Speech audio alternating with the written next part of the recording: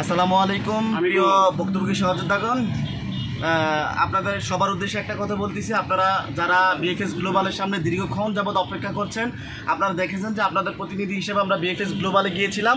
সেখানে আমরা আমাদের পক্ষ থেকে যত অভিযোগ যত অনুযোগ সব কিছু জানিয়ে এসেছি।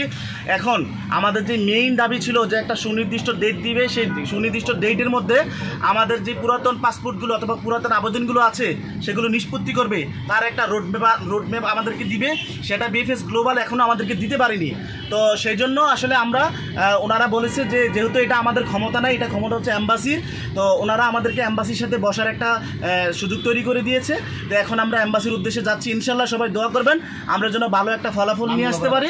তো আপনাদের পক্ষ থেকে আমরা যারা অ্যাম্বাসিতে যাচ্ছি, আমি মোহাম্মদ লোটাস পারভেজ, এখানে বরিশাল থেকে মোহাম্মদ মেহেদি হাসান আছে, শরীয়তপুরের ইকবাল ভাই আছেন, উত্তরবঙ্গে আরিফ আহমেদ আছেন, এইদিকে আশিক ভাই আছেন, আর ওইদিকে আপনাদের সবার প্রিয় রিয়াদ ভাই আছেন। তো আপনাদের উদ্দেশ্যে রিয়াদ ভাই অবশ্যই কিছু কথা বলবেন। আসসালামু আলাইকুম সকল ভুক্তভোগী ভাই সবাই দোয়া করবেন আমরা যাতে আপনাদের সকল দাবিগুলো উপস্থাপন করতে পারি এবং তাদের কাছ থেকে একটা সুষ্ঠু সমাধান নিয়ে আসতে পারি।